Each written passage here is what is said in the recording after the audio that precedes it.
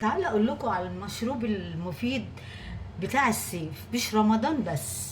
حاجة كده تشرح القلب، تطري على القلب كده بمشروب ساقع، حاجة جميلة جدا، مع عصير مانجا، مع اي حاجة، مع ليمون بالنعناع، جميل جدا. مش رمضان مش خروب بس نشربه، لا، في ايام عادية نشربها في الصيف بالذات. تعالى اقول لكم طريقتي ازاي فيه، وانا عملته في الصيف اهو في الحر. ولو عجبكم الفيديو ده ما تنسونيش في المشاهدة والمتابعة، ويلا بينا نقول بسم الله ونصلي على سيدنا رسول الله عليه افضل الصلاة والسلام.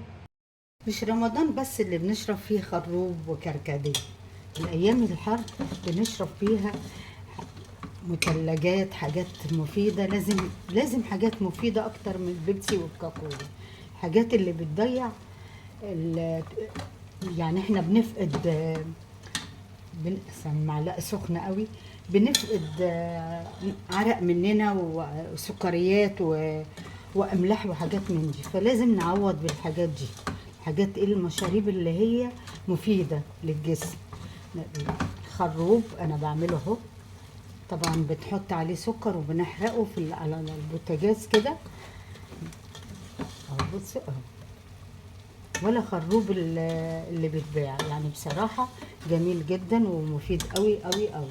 زائد هنا الكركديه على النار بسكر برضو ونص ليمونة ومية، وعلى النار بتغلي، يغلي غلوتين نطفي عليه. لكن ده اهو بصي هيجمد لسه السكر ايه، لسه مسحش قوي.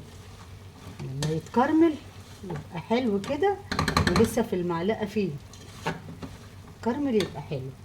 يومكم سعيد، واتمنى يكون يعجبكم الفيديو ده، ونقول بسم الله ونصلي على سيدنا رسول الله عليه افضل الصلاة والسلام. بصوا بقى اهو كده تمام التمام. هننزل عليه المية وتشوفوا وطريقته كده المظبوطة الحلوة اللي تقدري تشربيه وتشيلي منه في الفريزر وتطلعي يوم تاني. هنزل عليه المية وارجع لكم تاني. نزلت عليه المية، شوفوا اهو يفك بقى مع نفسه. ها تمام، السكر يفك وهنا الكركديه بيغلي اهو، اوريه لكم بيغلي اهو على النار. ميه، سكر، الكركديه طبعا، ونص ليمونه. تمام، نسيب ده يغلي بقى، وده خلاص هطفي عليه عشان يتصفى.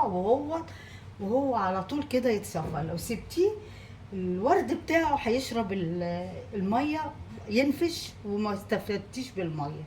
خلاص نصفيه وهو سخن على طول.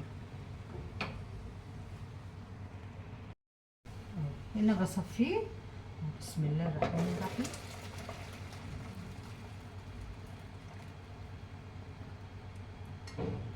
هتلاقي دول كده تاني، واغليهم بشويه ميه كمان، ها، عشان هو الحمار بتاعه ينزل برضه. وهنا تحطي سكر وهو سخن كده عشان يدوب على طول، وتعبيه لما يبرد تشيليه ويبقى حلو كده طراوه، يديكي كده مشروب حلو في الصيف. ايه رأيكم بقى بعد ما خلص المشروب بتاعنا الحلو الجميل ده؟ ادي الخروب، بص الجمال. والشرب بقى وهو ساقع كده، جايه من مشوار وحرانه، جايلك حد قدميه جميل قوي مفيد. وادي الكركديه حاجه جميله جدا يعني.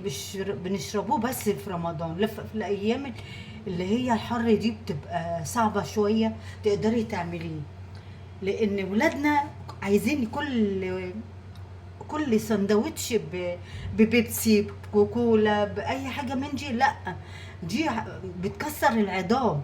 لا، احنا نشرب حاجات مفيده لجسمنا، والولادنا يشربوها ويتعودوا على الحاجات المفيده. واقول لكم ايه رايكم في الفيديو الجميل ده؟ لو عجبكم ما تنسونيش في المشاهدة والمتابعة عشان يوصلكم مني كل جديد، واقول لكم الى اللقاء في فيديو جديد في مطبخ ماما سوسو. باي باي.